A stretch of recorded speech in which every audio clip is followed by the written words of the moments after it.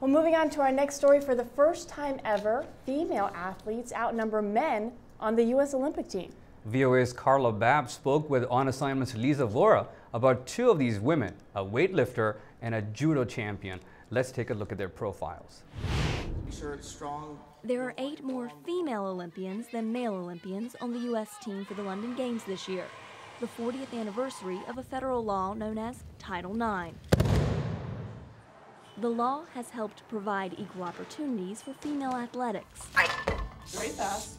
Let's start by talking about one of the 2 female athletes competing, HOLLEY MANGOLD. Yes, HOLLEY MANGOLD is amazing. She is the super heavyweight in weightlifting, and she has really excelled over the past year and a half. She is going to the Olympics ahead of her time, really. If I wasn't a professional weightlifter, I don't know what I'd be doing. So I'm very privileged to have this chance and have those amazing women before me that kind of just paved the way. In high school, she played football. That's right. HOLLEY has always been pushing the limits for women. And when she was in high school, she wanted to play the linebacker position for American football.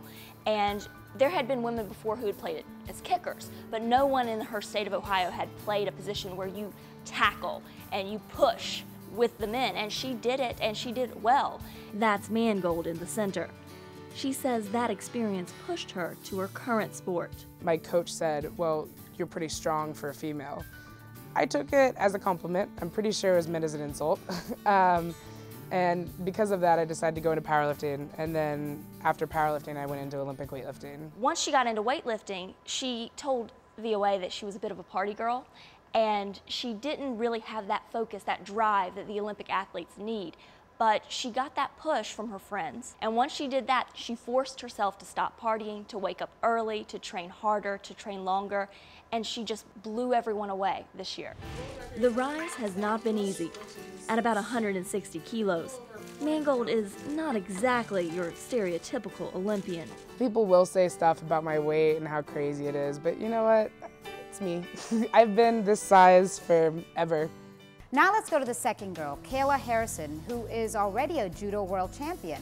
At the beginning of the piece, you mentioned that she actually started this as a hobby, as self-defense. Right, she started when she was a little girl. Her mother put her into classes and wanted her to learn self-defense, as you said. I loved to fight. I don't think I won a match for like the first 3 years, but I had a lot of fun.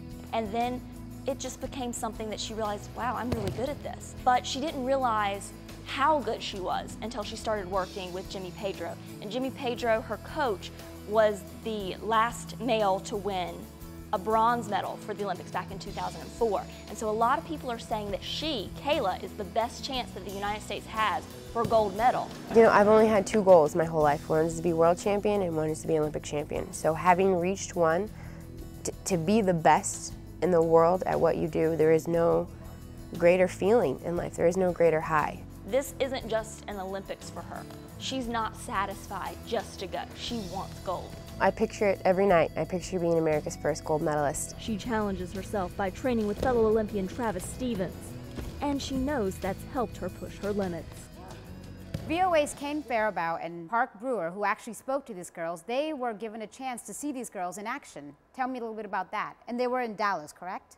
Right. The U.S. Olympic Committee did something this year. They always have an expo where they get to showcase the athletes, showcase the Olympians, and allow an opportunity for reporters to talk to these amazing athletes. But this year, they did something a little different. They had demonstrations as well. So we were able to go and see HOLLEY do her weightlifting. We were able to go see KAYLA with her judo. And it was just a really new look on things, and it really made reporters appreciate the sports. Yeah, I bet you the energy was amazing over there.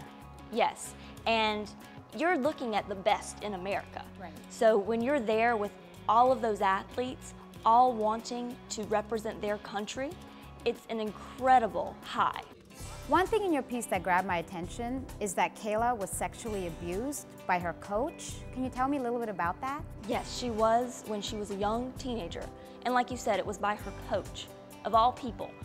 And a coach for an athlete, I'm an athlete as well, and your coach is your hero, your mentor. I remember what it was like to be a victim, and I remember, you know, how it felt and the taboo around it. And I remember walking into a room and feeling like all eyes were on me and feeling like you know, just you break out into a cold sweat and you feel like so anxious. For her to overcome that, she took him to court, and he is wow. serving a prison sentence for what he did to her. But instead of giving up, she left her town, she moved to Boston, changed coaches, and now she's a world champion going for gold at the Olympics. That's a really inspiring story. Just how she overcame adversity. It'll help a lot of people. An incredible person and an amazing story. Yes, it happened to you, but it doesn't define you. And yes, it's gonna be tough, but you can't let it control your life. You have to say something, you have to speak out, you have to be strong.